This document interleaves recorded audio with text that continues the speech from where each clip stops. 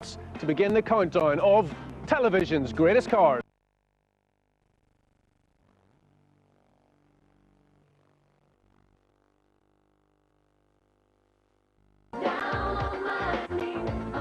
And just to make It's a case of mirror, signal and frankly implausible manoeuvre as we fasten our seatbelts to begin the countdown of television's greatest cars.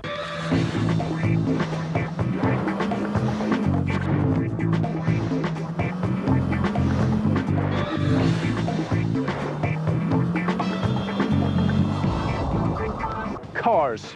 You love them, I love them. Sometimes we might even still get to enjoy them. Thing is though, most of them are destined to end up somewhere like this, but not telly cars. Oh no. There's a special slot reserved in life's great multi-storey car park for those babies. They're motoring's immortals. The cars that loomed large in our childhood dreams then stalked us into adulthood, even when we should have known better. But you know what I'm talking about. You voted for them. Most of the cars on our list were regulars on their respective shows, but first to trundle down our lightly trafficked motorway slip road is a vehicle that only ever appeared in a single episode, yet it's made a big enough impression to sneak in at number 30. it got spanked. It was like kicking his granny. The first time I watched it, I was in tears on the floor. One of the best comedy shows ever. Put yourself together, right? Oh yeah, Fawlty Towers. I can't remember what the car was, but it was cream or white or something. What? Was it red? Oh, my memory's amazing. Oh, never mind. Fawlty Towers provided to me the most memorable car moment for me in the history of television. In the episode where he's putting on a gourmet evening and he has to keep going back to the restaurant to get the duck and the dessert and everything. Car breaks down.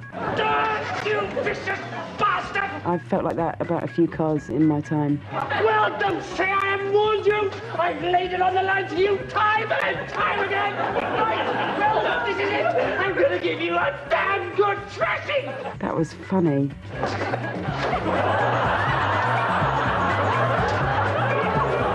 And I have hit my cars. So, I mean, it's a rubbish car, but that was a great TV motoring moment. I think we should all take it out on our car. A bit of corporate punishment for our cars is good.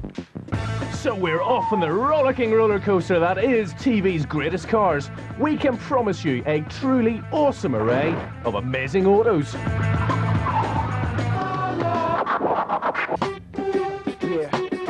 And hanging out in an LA car park is your number 29, a car that definitely gets the funniest looks from everyone it meets. Here we come, walking down the street. The Monkey series was, at the time, completely out there. The original idea of the Monkees as a TV series was a sitcom about a band, which is a brilliant thought, because obviously you have the sitcom, and then if the band's really good, you get hit records on top of it. Hey, we're the Monkees, and people say we monkey around. The Monkey Mobile. And everybody, all my mates, we wanted a mobile. The Riley Mobile. Whatever mobile we could get. It was all part of that, being young, in a band and having a right laugh. We're just trying to be friendly. One of the two original Monkey Mobiles is now in the hands of LA Custom King George Barris. The four young guys were off the wall. They were, here comes the Monkees, da da da da da, the music, and it was just perfect for the young audience. It is exciting. Wow, look at that engine. The Mobile was originally designed by Barris's former colleague, Dean Jeffries. So I did some sketches on it, and that was about the maximum. They said, well, they need it real fast. Well, Pontiac come along and give me these brand new cars. Of course, it looked funny because we had superchargers sticking out of the hood. We had pipes coming out of the side of the fenders. We had a parachute that went out that would stop the car. Same thing as dragsters use. So the Monkey Mobile ended up to be a pretty big car, and it worked out real good. Former Monkey Mickey Dolenz clearly remembers the first time he clapped eyes on the car. We walk out and up coming along Sunset Boulevard, we hear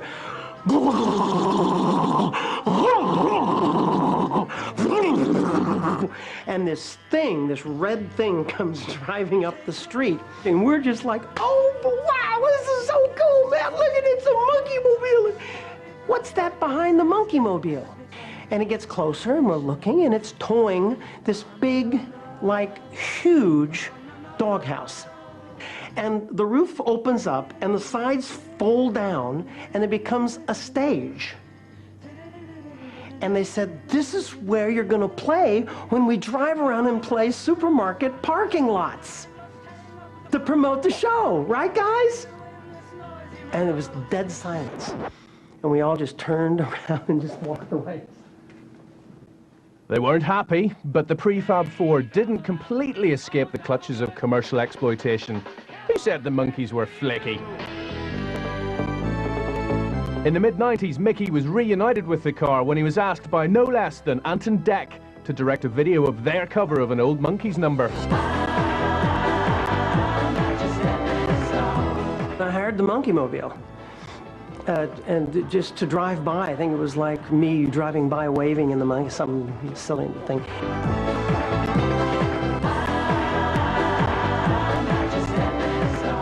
And George Barris showed up.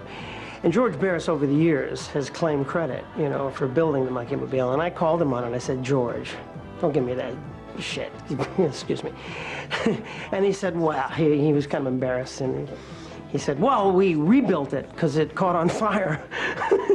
And I gathered at some point it like was been so trashed, it caught on fire and burned out some of the stuff, and so they had to. So he refurbished it. So I would think that the Monkey Mobile was probably one of the first really truly original, you know, TV fantasy exotic cars. The Monkey Mobile, number 29, and the first of many on your list to be associated with George Barris's studio. And that's not the last you'll be seeing of the great man. You voted plenty more of his creations onto our list. At number 28, a lovely little motor that very nearly ended up like one of these. Until that is, the old Bill lent a helping hand. A little bit gritty, a little bit street, you know, did the job. The Capri, without a doubt, was the bad boy car of the late 70s, 80s. It kind of summed up everything up about Terry. He was a sort of washed-up boxer with a heart of gold who was a bit down on his luck, starting to go a little bit bald. So he goes and gets a Capri with a vinyl roof from a dodgy bomb site car lot from Alpha Daily. We shot the opening credits of Minder before we shot any of the series at all. All that meeting over the car and shaking hands over the car. The original Capri that featured in the titles was thought lost until one hapless owner kept getting pulled over by the police. It wasn't for some time after that he was stopped, perhaps the second and third time, that he realised that there was something suspicious about the vehicle. And all it was the fact that the police were registering in their subconscious the registration number, which they were seeing every week on the television screen. And of course then the guy realised he's got a famous motor car. But many believe the Capri wasn't the real star car at all. Arthur Daly would see the Jaguar as the sharp operator's car. Just get in there and, in the words of Scotch Harry, do the bizzle. I'm afraid I have to say I think he's a second-hand Jaguar man. The series started a love affair between George Cole and Jaguar that continues to this day. I was talking to the location manager and I was saying that I really must get a new car. And he said to me, why don't you get in touch with Jaguar and make them an offer for this? Well, just suss it out, that's all. But then about 2 days later, TV Times rang me up and said, we'd like it for a prize, for a competition. So I sobbed a bit and said, yeah, all right then. And in fact, I think when Minder got going, there was a very big increase in the sale of second-hand Jaguars. And we like to think that was partly due to us. Possibly. In fact, more than likely, Terry. Minder, in at number 28. But what's lurking round the corner? Where's the General Lee going to come on the list? And where did your votes leave the 18 van? Well, neither of them are at number 27. This car you don't want to mess with because it could blow you away. Well, this is a 1966 Piranha, also known as the Man from U.N.C.L.E. car. Man from U.N.C.L.E., I suppose, was the 60s TV's attempt to do a James Bond type story. I think the outline was originally written by Ian Fleming, Mr. Solo, which was then turned into a format for a suave super spy adventure. Let's make a stand. I couldn't help but sit there in front of my TV, go, That is one of the coolest cars I've ever seen. And by the way, someday I am gonna own a car just like that. Hi, Robert. Good Been a to long see time. you. Original designer Gene Whitfield hadn't seen the car for years. And of course, this revolves around. Here, watch this. There are flamethrowers hidden behind the grills, rocket launchers. There's a bullet shield, front and rear firing lasers. Yet most of these gadgets never showed up on screen at all. The thing is, the writers never spend any time with the props, so they never know to write any of this stuff in. And if it's not in the script, it's not going to be in the show. I see you have a gun here. Whose was this one? That was David McCallum's as Elia Kuryakin. Oh, wow. That's really neat. Hey, I cut my finger. Wonderfully well equipped then, but perhaps not quite the ticket on a hot day. As you can tell, the bubble windows allow the sun to beat on you mercilessly. And of course, this car has no air conditioning, Gene. That's right. The pedals are so close together, you've almost got to drive this thing barefoot because you can't get a shoe between the brake and the accelerator, so you got to kind of stick your toe out there. Very tight. And then on top of that, this car has no bumpers, and all it would take is one little tiny Volkswagen careening into the back of this, and that one-of-a-kind car would be gone forever. The gadgets are all fully functioning, but unfortunately the engine isn't. Mind you, you can always roll it down a hill, and at least the steering still does its job. An amazing car that you voted in at number 27. Did anyone tell them the brakes still work? Still to come on your list of great TV cars.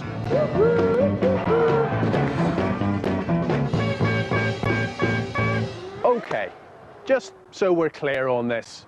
You're a phenomenally brainy intergalactic space traveler.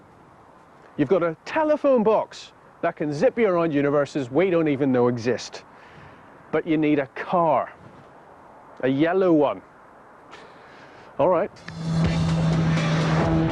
I couldn't stick Doctor Who. Didn't even know Doctor Who had a car before he had a telephone box. He had a TARDIS, I know that.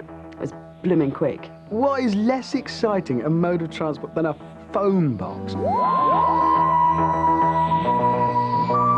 The BBC had gone to colour and cut the budget, and so they couldn't go to other planets as much because that was expensive. So it had to be an Earthbound series, and so the blue police box was sort of a prop in the background, and that meant that Doctor Who had to get around a bit on Earth. What's Doctor Who going to have? Is he going to have a Ferrari or some specially modified Land Rover thing?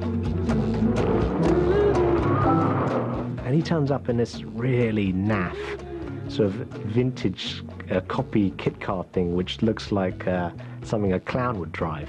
Don't you be so disrespectful. It looked like it should be on your Grand's biscuit tin lid. That sort of car, with it was all sort of Victorian, and what an absolute pile of rubbish that was. I'll have you know this is a car of great character. I remember seeing that car and being so disappointed. Here we are, Doctor. Well done, Sergeant. Take one to the airstrip. We're spotted from the air. Awful. What was it called? The Bessie-mobile or something? I don't know. Yeah, Bessie. Whenever you saw him in it, you thought, you know, you can change time and everything, and you choose that. They gave him two cars, almost as if he was like both of the Avengers rolled into one. He had one vintage veteran car, Bessie, and one futuristic like flying saucer on wheels that actually, I think it was called the Who-mobile. And it was one of those things that the production company invested a lot of money in and then found that it didn't work. And so it was used in a couple of shows and then ditched. Doctor, we're flying! The Who-mobile, not so much who as what on earth. And to think Star Wars was only 5 years away. 25 great cars still to go and 4 decades of top TV history. Who have you chosen to be number one? It won't be the Batmobile. Can I have more than one? What'd you ask me?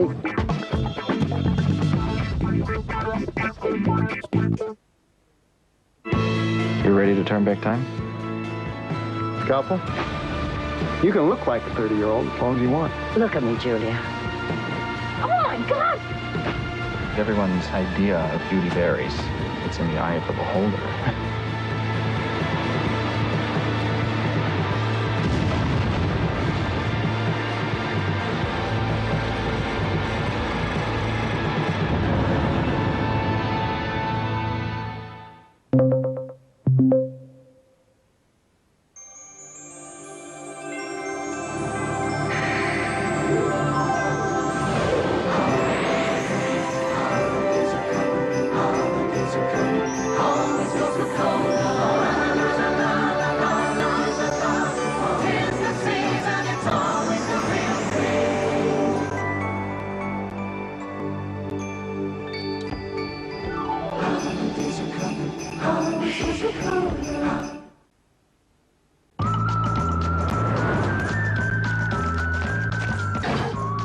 how frustrating it is to run out of credit when you need to make a call. That's why on Orange Pay As You Go, we'll give you a free call.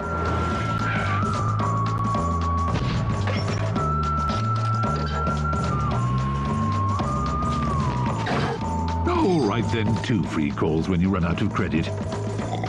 That really is another reason to be Orange. The biggest ever MFI sale starts Boxing Day with all sale items less than half price, plus 20% off everything in store. Choose from over 40 kitchens and leading appliances. This Schreiber kitchen has optional cushion closed drawers. You'll find over 30 bedrooms, all different styles for every type of room, and our unique storage solutions like this sliding basket.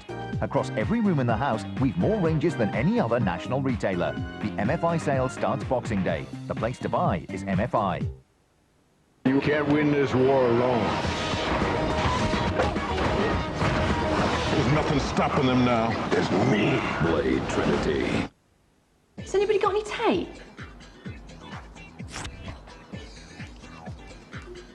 Doesn't matter. Them brainy girls just want to have fun. Hey, little chicken, you are so lovely. Hey guys, brush your roast with oil and sprinkle on a chicken oxo cube for a fantastic crispy skin. Hi, Barry Scott here, asking whether you have problems with ground-in dirt, limescale, rust. They're a challenge for some household cleaners, but not for Sillet Bang, the incredible cleaning sensation. Simply spray it on and tiles clean. Limescale is simply calcium that sticks. And if solid calcium dissolves this fast, imagine how Sillet Bang works on taps and sinks. Look how it gets this old penny. Good as new. Sillet Bang cleans up the lot. New Sillet Bang. Bang! And the dirt is gone. Many shoes! You'll find a pair you love. Brantano, Britain's biggest out-of-town shoe sale. You'd be mad to miss out! I've come to Scotland to see what Sainsbury's have got in store for us this Christmas, and I'm going to kick off with their new smoked salmon. So what's so good about your salmon? Well, as you can see here, our fish are fit and healthy because they're in a tidal loch, which means they have clear, cold water. That is a beautiful fish. Tell me about the ingredients for your smoke, then. We use birch and juniper. It's growing all around us. So that must give the smoke an amazing aroma. Tremendous aroma, and unique to Sainsbury's. Wow, that's incredible. Look at the colour. Can I try some? We'll have some later with the drink.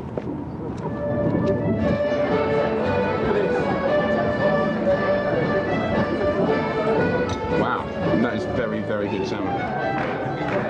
With Sainsbury's putting this much effort into everything, we're going to have a great Christmas.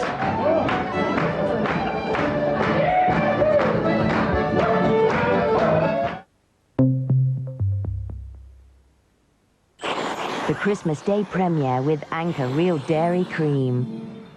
Because it's Christmas, Merry Christmas. Oh. we have a multi-star treat for you all. Yeah. Tune into Sky Movies 3, tickle Rudolph's red button, and select the start time of your choice. Christmas is the time to be with the people you love. All you need this Christmas is love. Actually, premieres Christmas Day at 8, Sky Movies 1. Then, every 15 minutes via the red button, Sky Movies 3.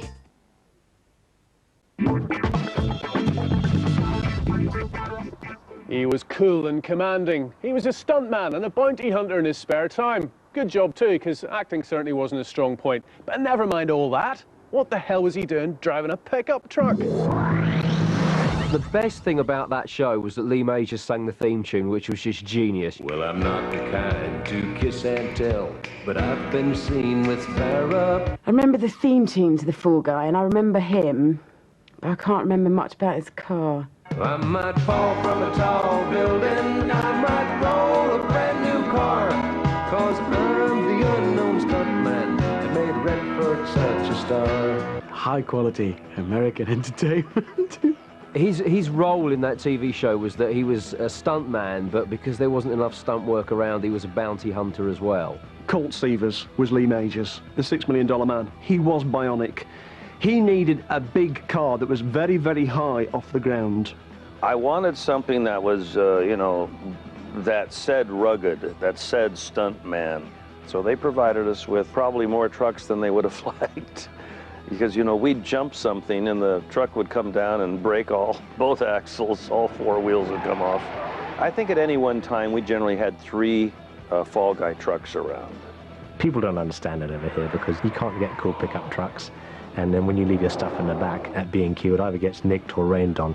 If you're a stuntman and you're trying to solve crimes as a bounty hunter, bringing people in, you can tie them up and put them in the flatbed of the pickup. Ideal for the job in hand. But don't think you can do it in Britain with a blooming Mitsubishi L200 or something. Forget about it. Leave it to Colts. It was classic Sunday evening telly. Period drama featuring rolling countryside, gently smoking chimneys, domestic strife, and lots of fluffy, cuddly animals. But to be honest with you, there was really only one reason why anybody bothered watching All Creatures Great and Small. If you tell anyone you're a vet, they always say, oh, you must spend all your time with your hand stuck up a cow's backside. Up to their cow. But the fact is, if you're doing farm work, you do spend an inordinate amount of time with your hand up a cow's bum. I was just, you know, imagining what it would be like. I'm from the country. Brought up on a farm? I got brought up by someone from the West Country, and I quite like that, with a cup of Yorkshire tea and dipping my biscuits and watching that of an evening. All Creatures Great and Small was always going to struggle on the car front as a programme for a car buff, because look at the period it was in. I mean, all that 30 stuff was just garbage. They're really horrible, horrible little miserable doer cars. This is my car. That's right. They weren't sort of flamboyant, they weren't like the really exciting 20s or pre-stuff, and neither were they as functional and usable as later stuff. 1930s was a sort of transitionary period in a lot of car design circles, really. If you look at what was happening, there was a lot going on, particularly in America, where design was being made proper. In Europe, it was still very much kind of nuts and bolts engineering, if you like. But people, I think, have a great affinity for some of the cars that were around at that time because they don't have a kind of aggressive nature to them. Affinity? Frankly, I'd rather crawl across the Yorkshire Dales on my hands and knees than drive one of these old Austins or Morrises. I think, really, it probably wasn't a very practical car at all because it wasn't very reliable. And for the terrain that he was working on, you know, the tyres weren't suitable, the brakes weren't suitable, it leaked, and he was in, you know, I mean, I live in Yorkshire now, and it's not the most hospitable place at times on the Dales. But that's all he had, you know, that's all he had. And I doubt, you know, they obviously didn't have all-terrain cars and Land Rover Discoveries and things at the time. So the cars may have been iffy, but the show ran for years. I remember watching it religiously and had all the books and everything else, and I think a lot of people, vets from my generation, were the same. There's a great future in dogs and cats, you mark my words. It was incredibly inspirational to a lot of people. That Munster's vehicle was definitely what I call an Ibiza. It was an Ibiza this and a Ibiza that and a Ibiza this. So yeah, it was a cut and shut. You'd have to be hard pressed to find something more ridiculous than that. They kind of took a horse-drawn hearse, a Model T Ford and a drag engine and sort of put it all together with like a Chesterfield settee at the top, some kind of ridiculous canopy. I mean, the thing would fall over the minute it went round a corner. Whenever you saw it, I don't know whether it was because the scenes were in a studio, but it was like a really souped-up, massive engine at the front. But it almost looked like every time you saw it, it had just been pushed into shot. It was just like sort of coming to rest. You thought this car could probably do 100 miles an hour, but of course we're never going to see that. We're doing 50 now. Wait till I get it out of low gear. I would have been 7 or 8 when that was out, and I had 3 brothers, and we used to arrange all the furniture in our sitting room into a Munster's replica car. We used to get all the chairs, one after the other, and tables, and then cover them in big rugs to create these Munster-type cars.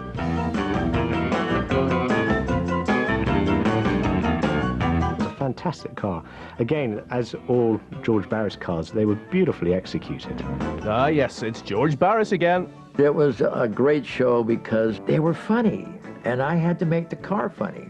10 carburetors on a Ford engine. The car George has these days isn't the original. That's now in the hands of maverick British collector Peter Nelson. These are great, these type of cars that don't look like anything else. I love it when a car is not particularly based on anything, it's a sort of creation.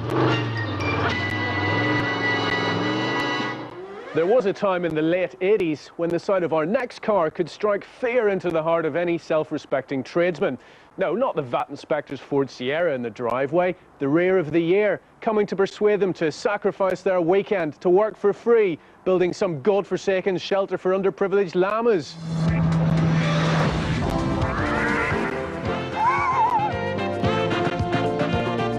was Anneka Rice thinking about? Anneka Rice's buggy. What is that? It's a beach buggy. The buggy was very cool. Garbage. I mean, dune buggies are a lot of fun, but they're a lot of fun in California, in San Francisco. 2 miles later, this is not looking very promising. Big up to her for actually being seen in it on national TV. If that horror of Anneka Rice's gets into this list, I'm giving up cars. I'm not talking about that, because I'll be wasting my time. What does it say? Elvis had one apparently with a Porsche 356 engine in the back. Pretty cool, but you know, Anneka Rice, desperately uncool, looked good in a jumpsuit. I see you, baby. Lovely bum, though. I know y'all know what I'm talking about. Don't be looking at me like that now. I see you. I don't think I was looking at the buggy. Come on. I can remember her behind, but not a buggy. Anyway, was a buggy a car? The buggy was completely my fault because when I was devising the format for this show, having come from a show for 6 or 7 years where I had a helicopter, I almost couldn't function as a presenter without having some sort of prop. It's the kind of car, as a kid, you would give anything to own. All the letters we got were little boys just dreaming of being in that buggy and coming out of the back of our lorry because it was very kind of like Thunderbirds. So it's in the list.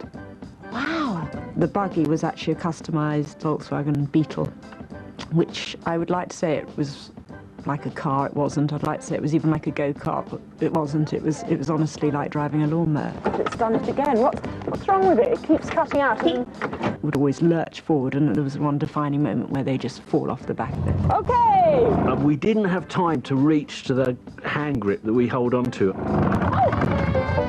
And I remember even to this day the hand grip going away from me as we went. There's another occasion where we had to get a tape to a studio in time for a transmission, and it broke down again there. No, this is a joke. Not petrol. Not petrol man. Is this a joke? I don't know. Another occasion where I just crashed into a wall because it had just suddenly, the accelerator got stuck. Yeah. Look, it's going again. Look, I can't stop it. It really was a hazard, and it is a miracle that none of us actually got hurt. And where's the poor buggy now? We tracked it down to a field in the north of England, presumably awaiting its MOT.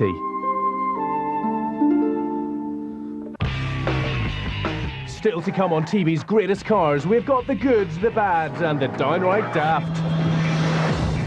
A gratuitously violent slice of 70s telly now, but never mind the cops, the shooters, and the fact you couldn't get a decent razor blade anywhere for love nor money. Show me the cars.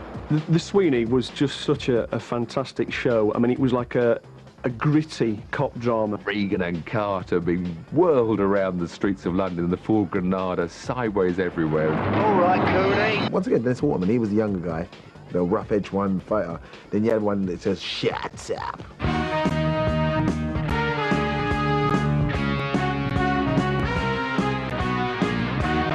They were like the police that you wanted to be. Lived on the edge.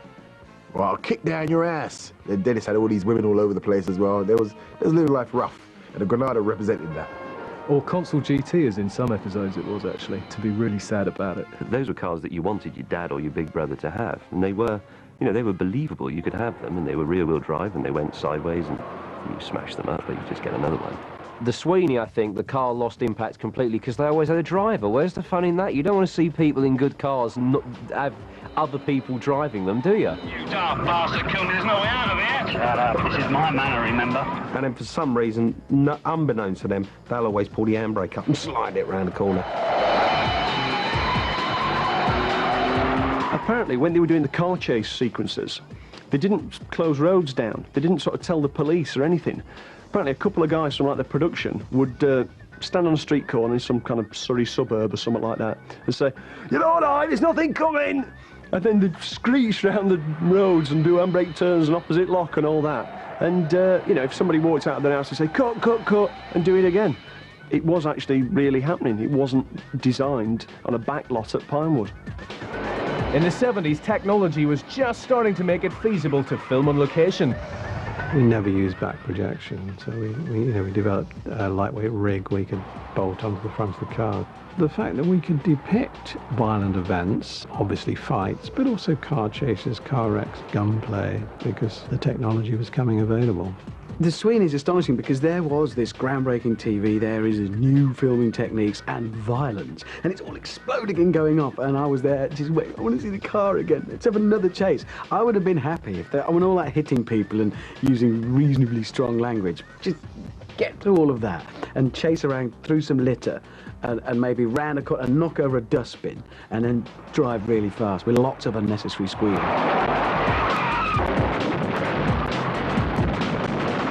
The good guys are always in Fords, and if ever you spotted an old Jag, it was always being driven by villains. It was always going to crash. Because in those days, the Mark II Jag was the archetypal villain's car. And one of the Granadas survives today. I've got to admit that sometimes I think when you're throwing them round corners, you are Jack Regan.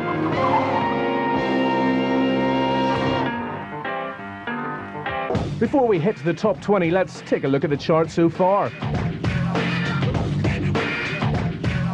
At 30 was Basil Fawlty's Bushwhacked Austin 1300. At 29 it was Pink, it had parachutes and pop stars. What more could you want? The Monkey Mobile.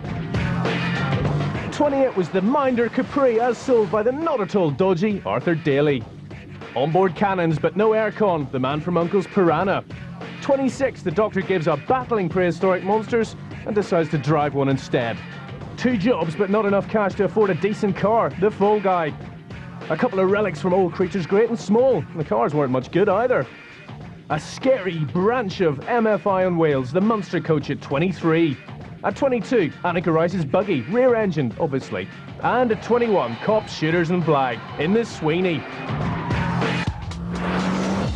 Think of all the animals you've ever heard about, like rhinoceroses and tigers, cats and mink. How cool is that car? You have to lay down to get in it. I love that car. It's pink. There are lots of funny animals in all this world, but have you ever seen a panther that is pink? I mean, that was wicked. The doors opened up, you know, gull-wing doors. But that was it. You only see it at the beginning. I thought that was a really, really cruel trick.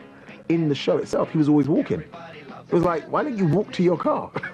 You got a sports car that looks like it could just rip anything on the road. I mean, I'm sure it went a million miles an hour, obviously. And it had a door in the side, and then you sat like a racing car in that open cockpit. What a brilliant thing. A very strange car. Not that dissimilar to Lady Penelope's Thunderbird car, I always thought. Terrific piece of styling. Another great work of the customising art, if you like. I've just turned down $1.5 million for it, to sell it, with someone in England. I won't tell you who right off, but anyway. The way we used it, or how it tied in with the cartoon, is that we would have a little boy drive it down Hollywood Boulevard and pull up in front of Mann's Chinese Theater, and the side doors would open up, and they'd animate the Pink Panther going into the theater. Then they would play the cartoon, and after the cartoon, he'd come out and get in, the doors would close, and the little boy would drive down Hollywood Boulevard. So that's how an actual car was tied in with the cartoon. How was Pink, Long and Stupid? We've all got one of them.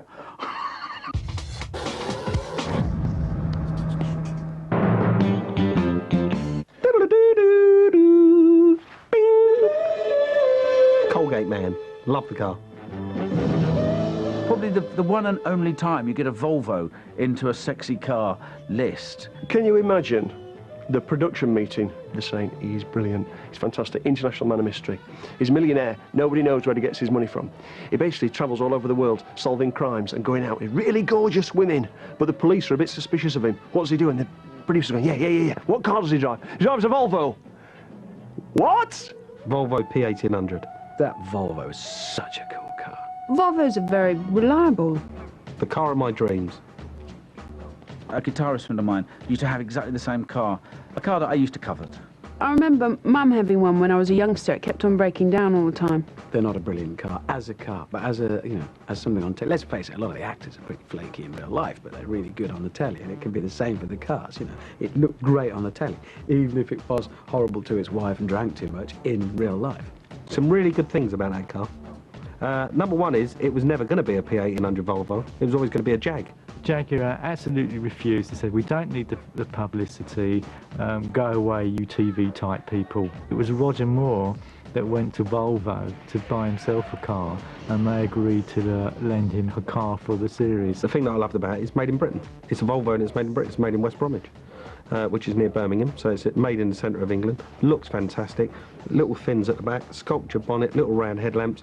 He looked cool in that car. It was a bit of a controversial shape in its time, but it matured quite nicely. And now, as soon as you see one on the road, a nicely preserved P1800, you immediately think the Saint. The marketing potential for Volvo was terrific. I mean, they sold a lot of cars on the back of this successful Saint series. Still didn't get many people to buy the P1800, but probably a lot of people bought the 245 Estate. The Saint returned a decade or so later, but it was a different guy and a different car. I saw it when it was the second guy. When Roger Moore, I know he was the first one to play it, but then obviously he got Bond, didn't he, after that? Well, when they brought back the Saint with Ian Ogilvy, who wasn't the Saint, was he? I mean, it's like, you know, Maureen from driving school pretending to be the Queen. It just doesn't work. Ian Ogilvy White XJS, which I kind of secretly really liked. Jaguar jumped in there right away because they'd missed a great opportunity first time round. It was a boulevard cruiser.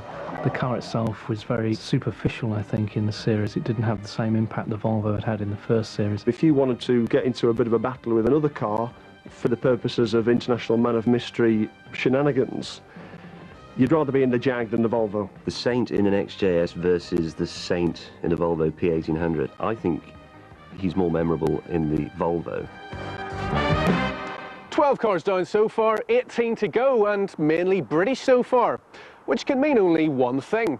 Those big, tough, American hard hitters must be revving up just round the corner.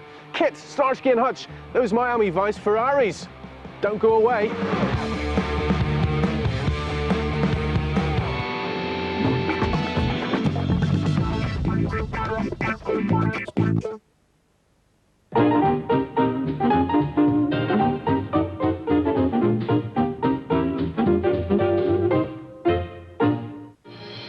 There is an easier way to entertain your family and dazzle the neighbours. Upgrade your Sky package, add movies and sports, and really get the most out of Christmas. Phone 08702 425577 and order your complete family Christmas today.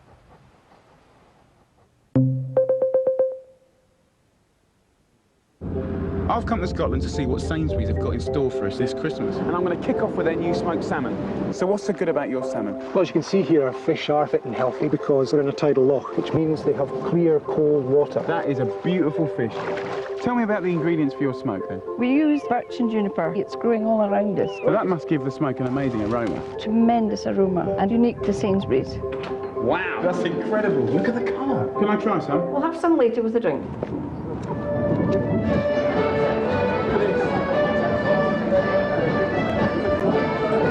Wow, that is very, very good salmon. With Sainsbury's putting this much effort into everything, we're going to have a great Christmas.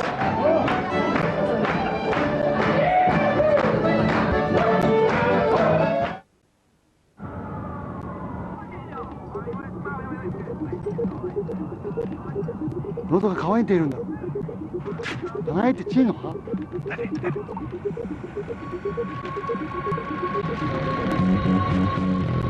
그래도 마음도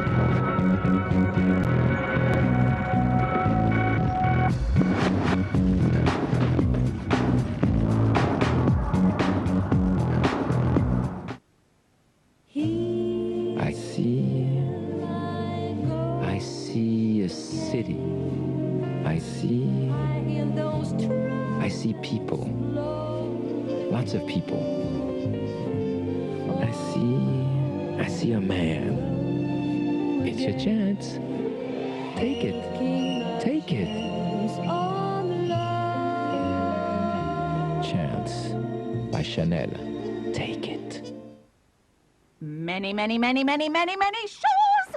You'll find a pair you love. Brantano, Britain's biggest out-of-town shoe sale. You'd be mad to miss out! The biggest ever MFI sale starts Boxing Day with all sale items less than half price, plus 20% off everything in store. Choose from over 40 kitchens and leading appliances. This Schreiber kitchen has optional cushion closed drawers. You'll find over 30 bedrooms, all different styles for every type of room, and our unique storage solutions, like this sliding basket. Across every room in the house, we've more ranges than any other national retailer. The MFI sale starts Boxing Day. The place to buy is MFI.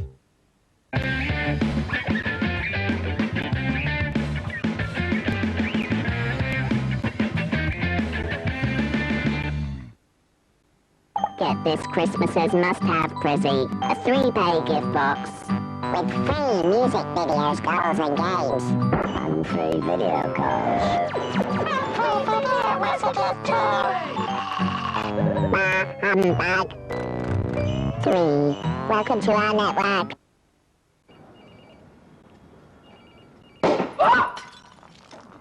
I'm sorry. Product testing. Someone's home needs freshening. Airwick 2-in-1 does more than just mask bad odours. First, it removes the odour. Then it releases a fresh fragrance all around your home. Double action Airwick 2-in-1. Mariva and Zafira from Vauxhall, sponsors of the Sunday night film. Good morning, angels. Good morning, Charlie. We know who's in charge of the angels. Now you can take charge of Charlie with Sky Movies Multi-Stars. Hello, angels. Press the red button and choose between 8 different start times. One every 15 minutes on Sky Movies 3. Party time. Charlie's Angels Full Throttle premieres Boxing Day at 8 on Sky Movies 1. Then every 15 minutes via the red button on Sky Movies 3.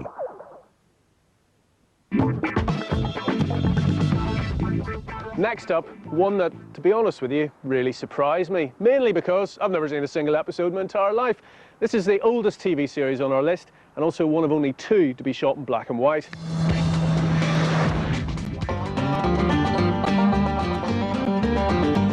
In fact, we had to travel to Gatlinburg, Tennessee to catch up with a car tied to this series, where it's in the custody of some old-timers in a museum. In the Tennessee Hills, the actual setting for the Beverly Hillbillies was supposed to be the Arkansas Hills, but there's a lot of likeness between the Hillbillies of Tennessee and Arkansas, so we felt this would be a very appropriate car to have here in our Gatlinburg, Tennessee Museum. Well, the first thing you know, old Jed's a millionaire. The kinfolk said, Jed, move away from there. Said, California is the place you ought to be. So they loaded up the truck and they moved to Beverly Hills, that is. Swimming pools, movie stars. The Beverly Hillbillies. It's one of those shows where you remember the theme tune and nothing else. A big old truck, pickup truck. And it will have done that thing where the wheels rotate backwards because of the effect of film, almost certainly. And if it goes really fast, the wheels become slightly oval-shaped, as they do in old photographs. That's what it was. And there weren't just some seats behind, there were some seats behind and up. So it was like, you know, so everyone could see and be seen, you know, the perfect car to use in some sort of a theatrical performance. And there was a pig on it, and some hay, and a fork. Basically, they packed everything that they own onto the back of this car. I was, you know, I suppose it was a metaphor for this is our life and look how we can schlep it around the country. It was originally the work of the man in the strange yellow jacket, George Barris. I looked over in this Belmont area and there was an old feed store. And in that feed store was an old car. And it was only half of a car. And I whipped off the freeway and looked at it. And it was a 1922 Oldsmobile. The back end was taken off of it and I used it to haul feed. So I run right back again with photos to the director and producer. I said, what do you think of this? And of course they said, that is a natural. That looks like a car that can come out of the Ozark. The only trick they said that we have to have is that from the bench, we have to have a rocking chair for old Granny. And of course we included the rocking chair for Granny. The Beverly Hillbillies, in at number 18. Y'all come back now. Big, bouncing, white balls, shadowy baddies, a Lotus 7, all set in a psychedelic village in North Wales. No one had a clue what this TV series was about when it was on prime time in the late 60s. And it makes even less sense now. I ask you this, if you watch the opening credits of The Prisoner, and any episode will do because the Lotus is there at the start, do you actually see Patrick McGowan's hair move? McGowan's whole theme is, no, I'm an individual. I'm an individual. He wouldn't be push-stamped, index briefed, debriefed or numbered. His life was his own. He was a rebel. And the Lotus 7 absolutely was perfect for that rebellious streak. It's saying that you're non-conformist. At the end of the day, this car hasn't even got any doors. In most cases, it never even had a roof. I tend to think the sort of person who would drive a Lotus 7 or latterly a Caterham, which is essentially the same car, would actually be quite a nerdy person. They would be the sort of person who, you know, talked about suspension a lot. It's fast, noisy, drafty, uncomfortable, but just enormous fun to drive. They're very tight little cars to drive, but they're very cool. They're very cool looking. That was one of the first cars I dreamed of racing. It was a car that people could own as a road car and go racing with. You know, another Colin Chapman's brilliant car designs. It's part of the script that Number 6 built the car. That's revealed in one of the episodes. But I think it's true to say that Patrick McGowan, who played Number 6, did actually make the car himself. I know every nut and bolt and cog. I built it with my own hands. Patrick McGowan had gone up to Lotus looking for a suitable car for his series. Lotus wanted him to have the Lotus Elan, but that was used in the Avengers series, and he saw the Lotus 7 sitting in a corner looking rather sad, and he just said, I want that car. Graham Nairn minded the car during filming. Ending up in the final episode where I drive the car back to his townhouse. But of course it finished on a fairly sort of allegorical note on the basis that everyone's a prisoner of themselves. I think that's what he was trying to convey at the end. Port Miriam, that's where it was filmed, wasn't it? Port Miriam, that wacky place in North Wales. I mean, why you didn't know it was in North Wales, I mean, I'll never know. It's so famous. Initially, you'd watch it and you think, OK, I'll go with this. Somebody's going to explain this any second. And of course they didn't, you know. It was just so annoying. Like a lot of the 60s, you had to be there. I also think that because it was this isolated little world, it's a show that hasn't dated in the way many things have. Because it looked weird then, and it still looks weird now. It was a product of the 60s. Or was a product of products of the 60s. Oh, The Professional was great boys' own drama. At the beginning of product placement, it was quite obvious that Ford were lending them all the cars. The Capris featuring in The Professionals, I believe, was the definitive product placement. But what a lot of people don't realise is, in the early episodes, they were using BL cars. So Bodie had a Triumph Dolomite Sprint, which was, of course, the first car in Britain to have a 16-valve engine and alloy wheels as standard. Doyle, who was not as exciting to blokes, but the girls preferred him, he had a TR7. British Leyland messed them about so much by taking the cars back to loan them to somebody else that that production company came to me and said, can you supply Ford cars? Oh dear, I thought you were getting rid of that geriatric. Are you talking about my car? You know, the car that most men aspire to, or most young men aspire to, was a 1.6 laser Ford Capri. Oh yeah. When we put it on Professionals halfway through its life, it invigorated sales within Britain, for sure. We measured that. They were cars that we could actually dream of driving and owning, unlike Ferraris. We probably all thought as lads we could have a Ford Capri and burn it round the corners, and they were great cars to slide around in and very dramatic, and so we always remember them, what was the Granadas as well, and good stuff. I love every one of those cars. There will be a revival in those, and not just in people who follow the programmes, but people will realise those cars are very, very cool. I don't think Cowley's Granada will ever be a classic, really. We've reached the halfway mark in our countdown of the top 30 TV cars of all time. I wonder who's practicing their handbrake turns just round the corner.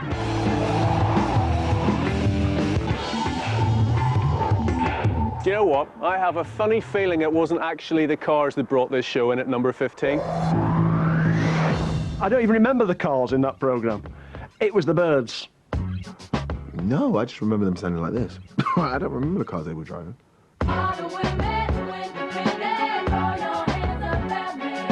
What's your pleasure, Rolls Royce or a Ferrari? The cars they selected actually were all a bit lame. You had the Pintos, which were notorious for exploding.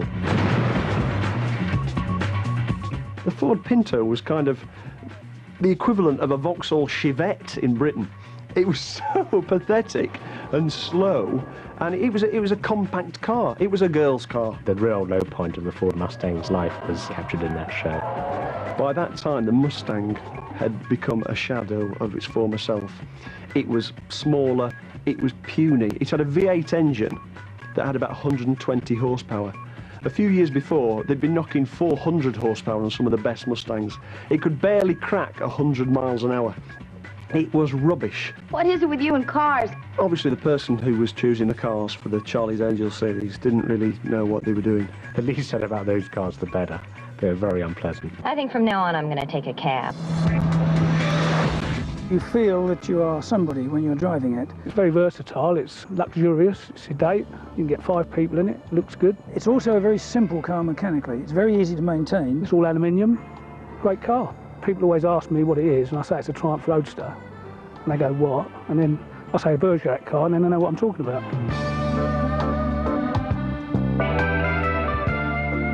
Even the title Bergerac was a bit hard. Detective Bergerac. It's like, gosh, he sounds like he's not nice, just generally, like he doesn't smile. Like, you know, I want you to meet somebody I think would be really nice. What's his name? Bergerac. Well, I tell you what, let's see if he's got a brother or something. You know what I mean? No, he never really invited me.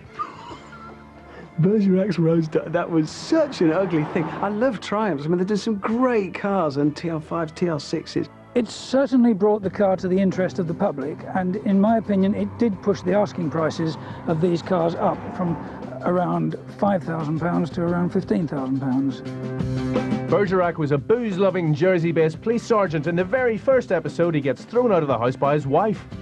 Your things are in the garage in your old car. And takes his beloved Triumph with him. Pity you never looked at my daughter like that, Jim. I had heard that John Nettles had expressed the fact that he didn't like the car very much. I heard from somebody else that the main reason for that was that it was difficult to get in and out of. To me, Bergerac never looked comfortable in the car, and I don't understand why that car was chosen. It didn't really fit in with the character that much. It's not a policeman's car, is it? It's not a man who's out to catch villains' car. How do you tail a villain in this enormous comedy Triumph nonsense? Mind you, there is only a 40-mile-an-hour speed limit, isn't there, in Jersey? It's the ideal car. I'm sure in the classic world it's a wonderful car and very rare and very lovely, but let's face it, it's a bit of old junk, really. Okay, so strictly speaking, it's not really a car at all, but it's still there. Big and pink are 2 words that spring to mind. The car was rude. 6 wheels and a Rolls-Royce grille. It was just fabulous. Massive car. It fired a rocket from behind its radiator grille, as did the dinky model. You push down the radiator grille and compress the front suspension, and the little plastic thing hit your brother in the eyeball. Your aiming, as usual, was impeccable. 5, 4, 3, 2, 1.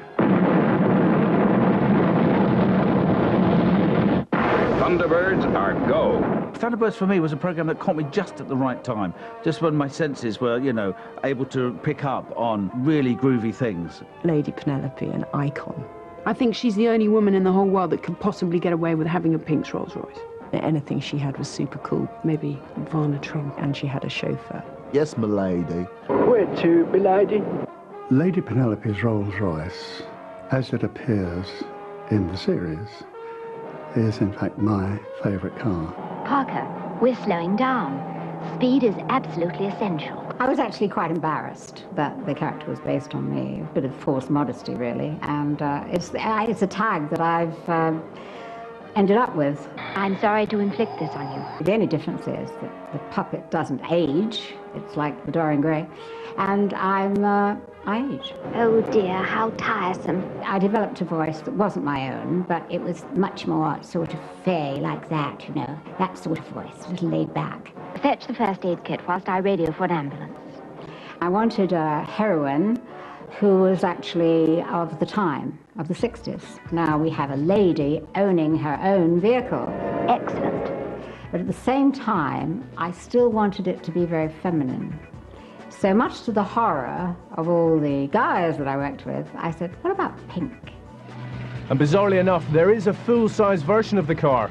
Donny here came up with a great idea. Why don't we make a full-size one for promotional purposes? We submitted the design to Rolls-Royce and they gave us the okay. They actually gave the permission to build a little puppet car, and Jerry Anderson built a full-scale car. Now, Rolls-Royce were a little bit upset about it, so it's the only car in the world that's allowed to wear the mascot and the badge that hasn't been built by Rolls-Royce. So it's a unique car from that point of view. In my humble opinion, it's an absolute monstrosity. Princess Anne once told me it was the most vulgar thing she'd ever seen. I mean, it's huge, it's ugly. I understand, I may be wrong, but this is what I've been told, that Rolls-Royce would love to buy it so they can crush it.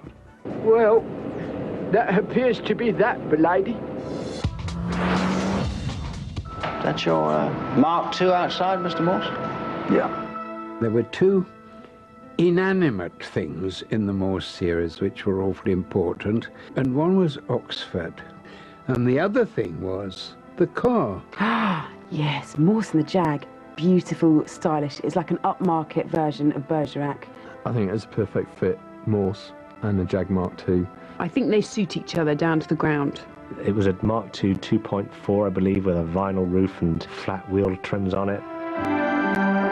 It was a greatly loved TV car, but in the original books, Inspector Morse's car was a Lancia. Way after I started writing Morse, they came to Oxford and tried to find an ancient Lancia. They couldn't do it, but they did find this clapped-out Jaguar. I think it was for 350 or 400 pounds, and so it became a sort of trademark. Afterwards, when my books became a little better known, the only thing I ever changed in the omnibus was I crossed out Lancia and put in Jaguar. To see one used in its day in film is really exciting because they were fast and a little bit, they were a bit naughty. I mean, they were the favoured getaway car. But by the time you get to Morse, it's just an old biffer's car. John Thaw always said that it was a beggar to drive. He didn't say beggar, but I mustn't tell you what he did say. Something very close. Brilliant. I did a holiday show once where we hired the exact same car. What a heavy nightmare of a bitch. Windows didn't work, no power steering, thing kept cutting out. I gather it was auctioned off by Carlton Television, when the series finally ended. Somebody won it in the raffle or whatever it was. I was awfully sorry because the chap who won it, he sold it immediately afterwards. And I was rather sorry about the fact that we didn't see it in Oxford because it had become awfully well known. A lavishly upholstered high entry now for something that was, at the time, the most expensive TV series ever made. It had two of the world's hottest stars, fabulously exotic locations, and a theme tune penned by the godlike genius John Barry. Never much in the way of a coherent plotline, mind you, but hey, you can't have everything. It was cool. It was metallic gold. It had alloy wheels in 1970. What woman isn't going to jump in the car with you if you've got a motor like that? This is it. Nous sommes arrivés. I mean, basically, the start of the first episode of The Persuaders is Roger Moore driving down to the south of France with his DBS full of birds. Next. And every border crossing that he gets to on the way, he parks the car up, opens the door, and a gorgeous dolly bird gets out. Oh.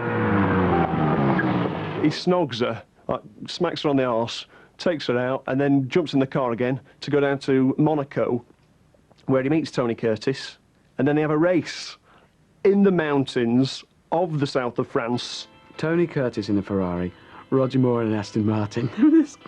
Job done. And it is just car porn.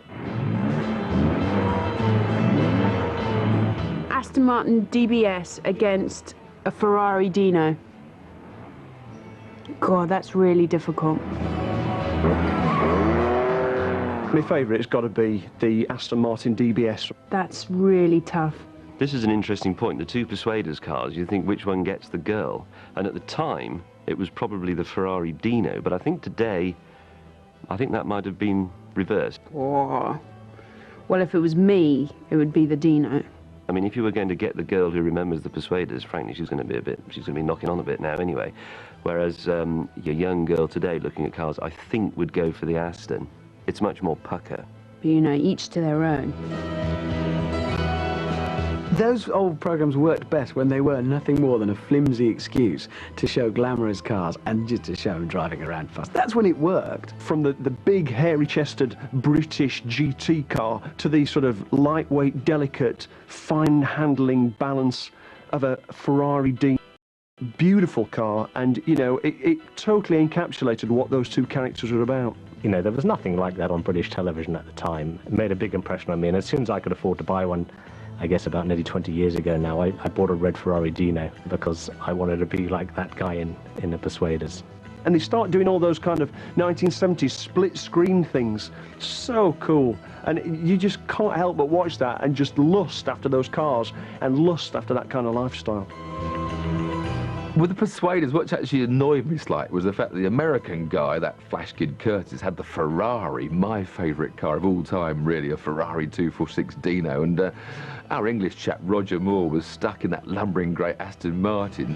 I'd watch that now. If you could watch it with the sound off, or maybe just turn the dialogue off and just turn the cars up and get rid of all that talking nonsense and just watch till they crash. Next up, the top 10.